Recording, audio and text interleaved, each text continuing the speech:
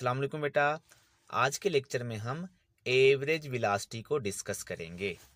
Average velocity की importance क्या है और वेरियस कंडीशन में हमने एवरेज वेलोसिटी को कैसे कैलकुलेट करना है, ये डिस्कस करेंगे। तो आइए स्टार्ट करते हैं।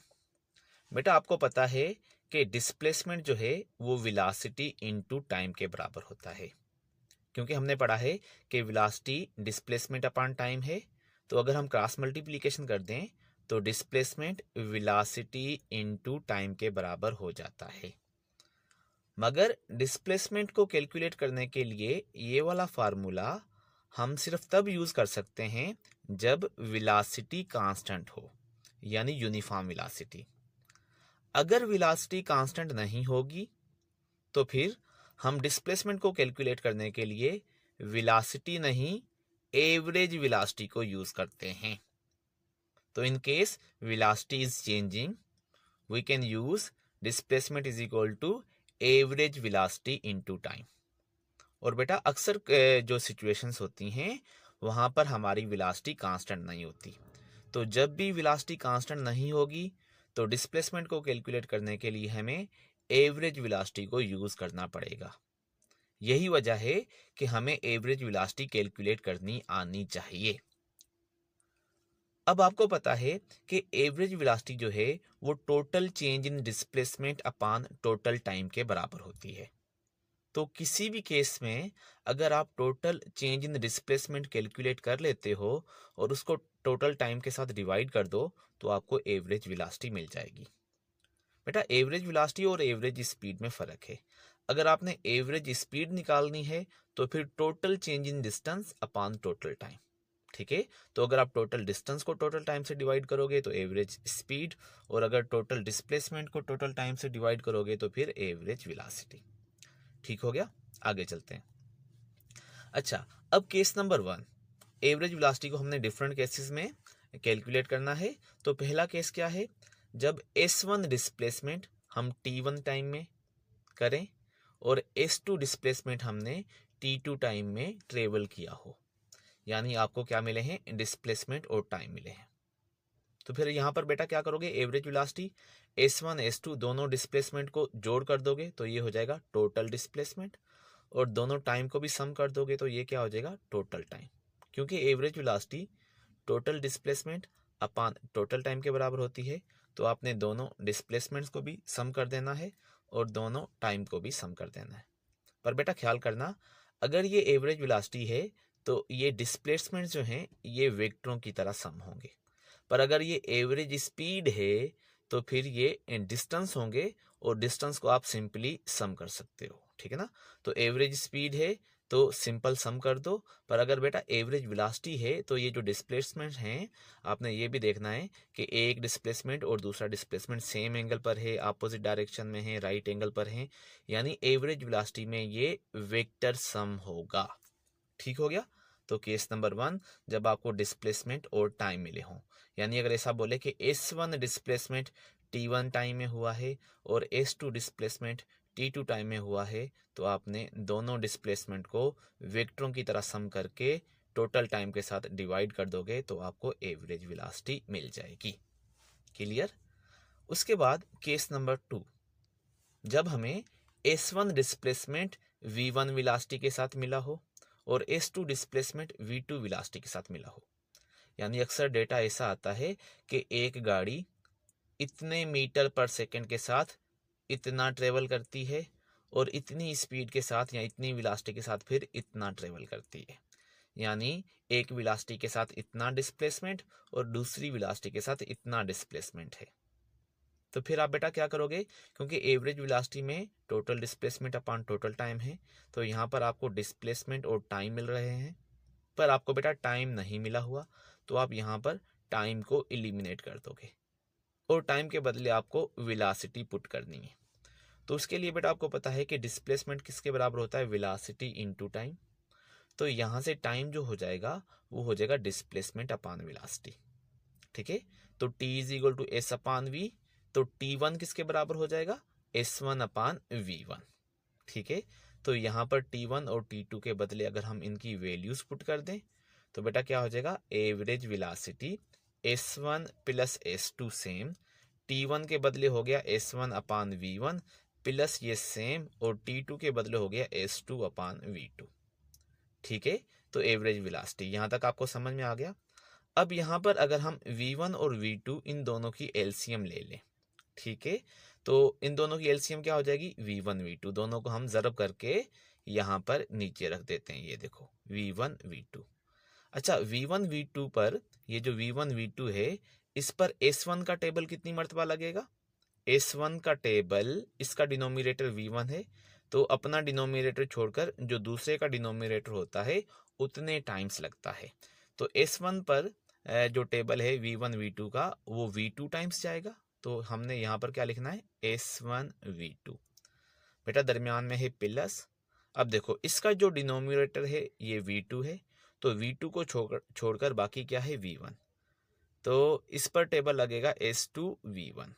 ठीक है ना। ऊपर ये S1 और S2 सेम है, यानी हमने V1 और V2 दोनों की एलसीएम लेकर और फिर जो है टेबल लगाकर S1 को V2 से ज़रब कर दिया है और S2 को V1 से ज़रब कर दिया है, क्योंकि अपना डिनोमिनेटर छोड़कर दूसरे के डिनोमिनेटर टाइम्स जो है वो टेबल लगता है। अच्छा, अब यहाँ पर ये जो V1 V2 है ये थर्ड नंबर पर है, यानी यहाँ पर तीसरे नंबर पर है, तो ये बेटा ऊपर आ जाएगा यहाँ पर। ठीक है, तो ये फार्मूला बन जाएगा S1 plus S2 is equal to V1 V2 ऊपर आ गया, और नीचे वही S1 V2 plus S2 V1। तो ये वाली आप इक्वेशन तब यूज करोगे एवरेज वेलोसिटी के लिए जब आपको डिस्प्लेसमेंट और वेलोसिटीज मिली होंगी। यानी आपको बोलता है S1 डिस्प्लेसमेंट इतनी वेलोसिटी के साथ कवर हुआ है और S2 डिस्प्लेसमेंट जो है वो V2 वेलोसिटी के साथ हुआ है, तो फिर बताओ एवरेज वेलोसिटी कितनी है। यहाँ पर एक स्पेशल केस भी बन जाता है कि अगर दोनों डिस्प्लेसमेंट बराबर हों, यानी दोनों वेलोसिटीज के साथ V1 वेलोसिटी के साथ भी उतना डिस्प्लेसमेंट हो और V2 वेलोसिटी के साथ भी उतना डिस्प्लेसमेंट हो, तो अगर S1 S2 के बराबर है तो हम इन दोनों के बदले S पुट कर सकते हैं। S1 भी S, S2 भी S, तो S प्लस S क्या हो जाएगा, 2S। तो ये हो गया 2S V1 V2, और यहाँ पर भी S हो जाएगा, तो S ले लिया हमने कॉमन, S आपने कॉमन ले लिया, तो यहाँ पर क्या बचेगा बेटा, V1 प्लस V2। अब ये S में कट जाएगा, बाकी यहाँ पर क्या आएगा, 2V1 V2 अपान V1 प्लस V2। समझ में आया।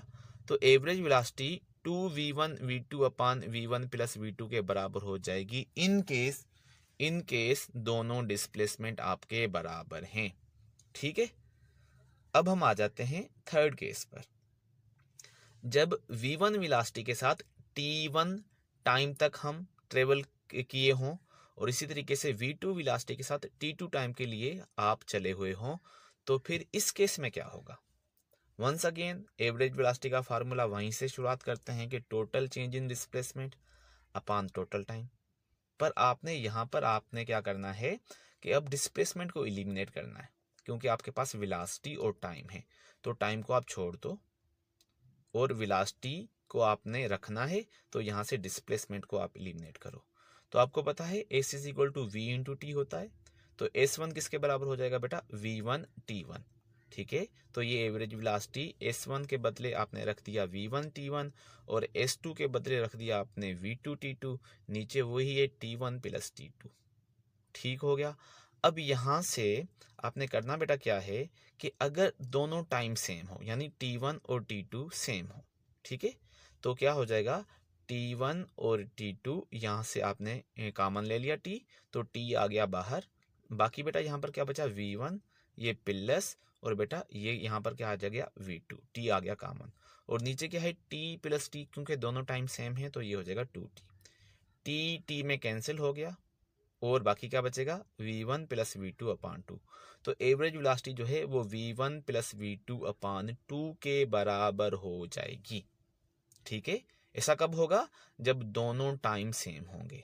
दोनों टाइम सेम का मतलब है कि दोनों वेलोसिटीज को सेम टाइम मिला होगा। V1 वेलोसिटी के साथ भी उतना टाइम और V2 वेलोसिटी के साथ भी गाड़ी उतना टाइम ट्रेवल करेगी। तो ठीक है। तो इस किस्म की जो एवरेज होती है जिसमें हम दोनों चीज़ों को सम करके 2 से डिवाइड कर देते हैं, आमतौर पर मैथमेटिक्स में आप एवरेज भी ऐसे लेते हो, इसको हम बोलते हैं एर्थमेटिक मीन। तो एवरेज वेलोसिटी जो है वो एर्थमेटिक मीन के बराबर तब होती है जब या तो दोनों टाइम सेम हो, या फिर आपकी एक्सीलरेशन कांस्टेंट हो। ठीक है। इन केस कि आपकी एक्सीलरेशन कांस्टेंट है या दोनों वेलोसिटीज को सेम टाइम मिला हो, तो फिर आप एवरेज वेलोसिटी ऐसे निकालोगे। तो अब हम समराइज करते हैं, तीनों केसेस को समराइज करते हैं। ठीक है। तो ये जो पहला केस है, जब हमें डिस्प्लेसमेंट और टाइम मिले होते हैं, तो एवरेज वेलोसिटी बेटा आप ऐसे निकालते हो, यानी S1 जो है वो T1 में ट्रेवल हुआ हो और S2 डिस्प्लेसमेंट T2 टाइम में ट्रेवल हुआ हो, तो एवरेज वेलोसिटी आपने ऐसे निकालनी है। This is case number 1। ठीक है। बस इस केस में इस बात का ख्याल करना है कि ये दोनों अगर डिस्प्लेसमेंट हैं तो वेक्टरों की तरह सम होंगे, और अगर बेटा ये डिस्टेंस हैं तो दोनों स्केलर की तरह सम होंगे। अगर डिस्टेंस हैं तो एवरेज स्पीड मिलेगी, और अगर बेटा डिस्प्लेसमेंट हैं तो फिर एवरेज वेलोसिटी मिलेगी। ठीक हो गया। केस नंबर 2 क्या है, जब वेलोसिटी और टाइम मिले हों। ठीक है।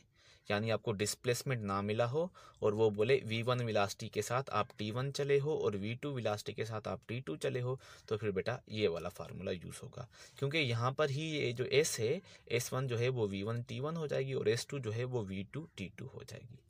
अब इस केस का एक स्पेशल केस तब बन जाता है जब दोनों वेलोसिटीज का टाइम सेम हो। तो बेटा जब टाइम सेम हो जाएगा तो यहाँ से t कॉमन निकल जाएगा, नीचे t ये भी कॉमन है, तो t और t क्या हो जाएगा 2t। तो ये जो केस है ये बन जाएगा v1 प्लस v2/2। ठीक है। क्योंकि यहाँ से t कॉमन निकले जाए और नीचे भी 2t है, तो t में कट जाएगा और ये फार्मूला रिड्यूस होकर बन जाएगा v1 प्लस v2/2। ठीक है। तो इसको हम क्या बोलते हैं, एर्थमेटिक मीन। तो एवरेज वेलोसिटी एर्थमेटिक मीन के बराबर होगी कब, जब या तो दोनों वेलोसिटी को सेम टाइम मिला हो या फिर आपकी एक्सीलरेशन कांस्टेंट हो। ठीक है। अच्छा, अब तीसरा केस क्या है, यहाँ पर देखो डिस्प्लेसमेंट और टाइम है, फिर वेलोसिटी और टाइम है, तो अब तीसरे केस में क्या बचता है, डिस्प्लेसमेंट और वेलोसिटी। ठीक है। यानी अगर आपको ये बोलता है कि v1 वेलोसिटी के साथ आपने s1 डिस्प्लेसमेंट किया है और v2 वेलोसिटी के साथ आपने s2 डिस्प्लेसमेंट किया है, तो फिर आपने बेटा ये देखो थर्ड केस में क्या ड्राइव किया था, थोड़ा वीडियो में बैक जाकर देखो कि एवरेज वेलोसिटी बराबर हो जाएगी s1 plus s2 into v1 plus v2 s2 v2 s1 v2 plus s2 v1। ठीक है। ये कब यूज करेंगे, जब वेलोसिटीज और डिस्प्लेसमेंट मिले होंगे। और इसमें भी स्पेशल केस बन जाएगा जो क्या हो जाएगा 2v1 v2/v1 प्लस v2, कब, जब दोनों डिस्प्लेसमेंट सेम होंगे। यानी v1 वेलोसिटी के साथ भी आपने उतना डिस्प्लेसमेंट ट्रेवल किया है और v2 के साथ भी